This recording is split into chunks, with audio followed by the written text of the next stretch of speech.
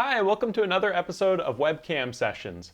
This week we're going to work on two different things. The bigger thing for today's lesson is going to be what's called the thumb tremolo, which is one of my absolute favorite techniques to do on the ukulele because it gets you a really fast, frantic sound. But it is a bit of an advanced technique and actually requires you to have a little bit of a nail coming over your thumb as well, a little bit longer. So we're going to start today with the example that I like to use with the tremolo technique, that you don't need to use the tremolo to be able to play. So we're going to learn it with just basic down plucks with our thumb and then apply the tremolo later. So if you're more of a beginner player, you don't want to grow out your thumbnail, we'll be able to learn this melody.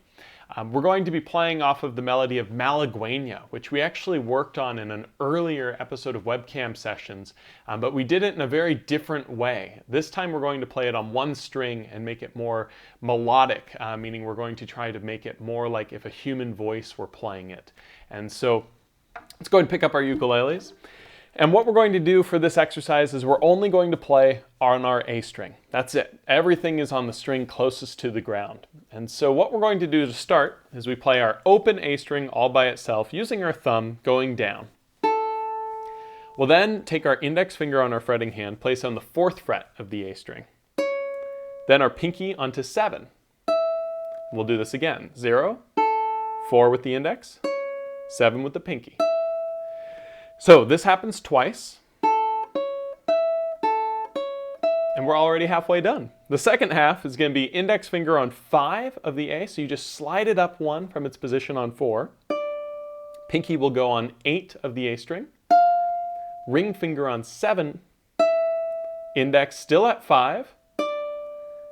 Slide the index down to 3. Again down to 1.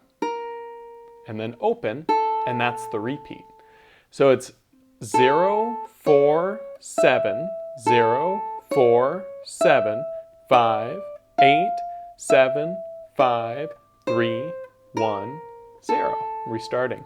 As you do this, you'll notice the fingering is very efficient until the very end. When we're doing the 8, 7, 5, 3, 1, 0. That 5, 3, 1, 0, sliding the index down, is a bit inefficient, but it works really nicely to get comfortable sliding that index finger downward. So as you speed it up, it'll sound more like this.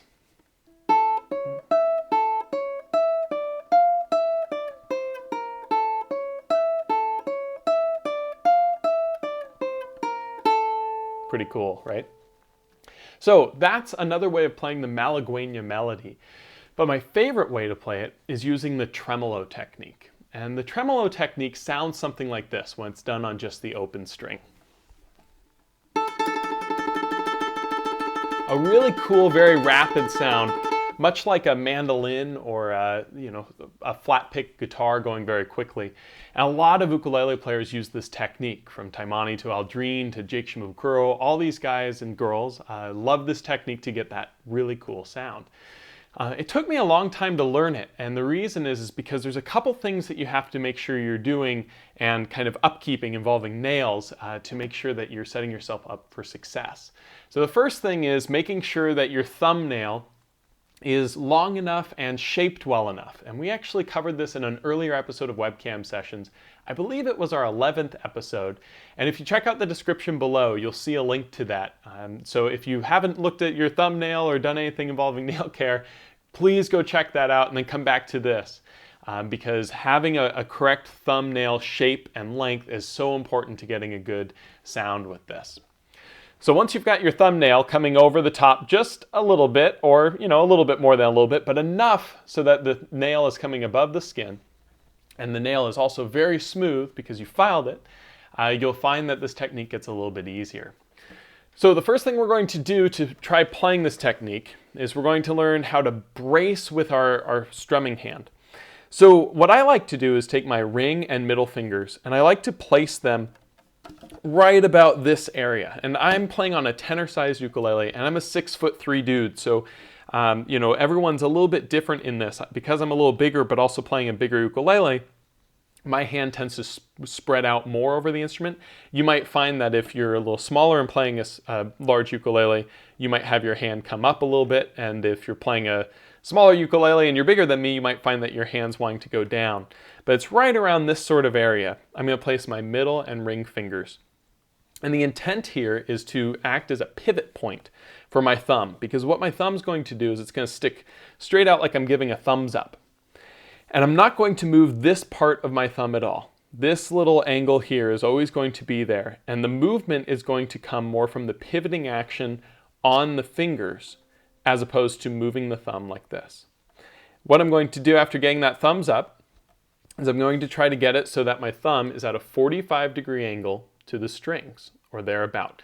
You'll notice I sometimes like it a little bit, closer to 90 in that sort of spread, but we don't want it to be going parallel to the strings. So somewhere between 45 up to about 90. So I'm at about that 45, a little bit more right now. And these fingers are bracing on like that, but you notice how the thumb's still at that shape. Now, what I'm going to do with that thumb is going to be straight out like that, coming behind the fingers a little bit, just over the sound hole. I'm going to practice striking the strings down, and as I do this, you'll notice I'll pivot on these two fingers that are braced. That's the easy part. The hard part now is coming back up. A lot of times when people come up, they get this sort of sound. You hear them like getting a harmonic, and that's not the sound that we're looking for, right?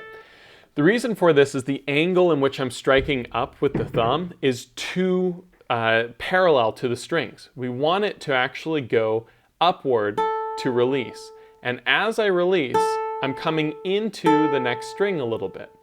The reason this works is because I'm not going to actually have any problems bumping up into this string, because the only one I'm getting to sound is this one. So I go down, and when I come back up, I've got kind of that steeper angle. Now what I'm going to do is practice going back and forth, getting that good sound going down, and coming back up, which coming back up takes a lot of practice, so stay with it. It took me a long time to get that, but again, the steeper angle really helps. And we're going to try to going back and forth just like this, and you see that I'm kind of pivoting on these two fingers. And I'm going to increase the speed, and as I do this, you'll see everything kind of moves a little bit, and I'm pivoting on those two fingers, but that's really the technique. It's not going like this as quick as you can, but rather pivoting on those two fingers. And so what you want to do is just practice working that up to the best speed you can. Just nice and slow, and gradually increasing the speed.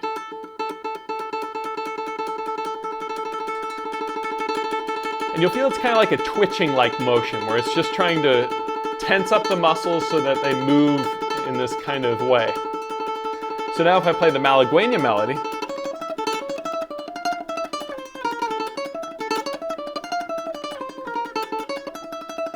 sounds pretty cool, right?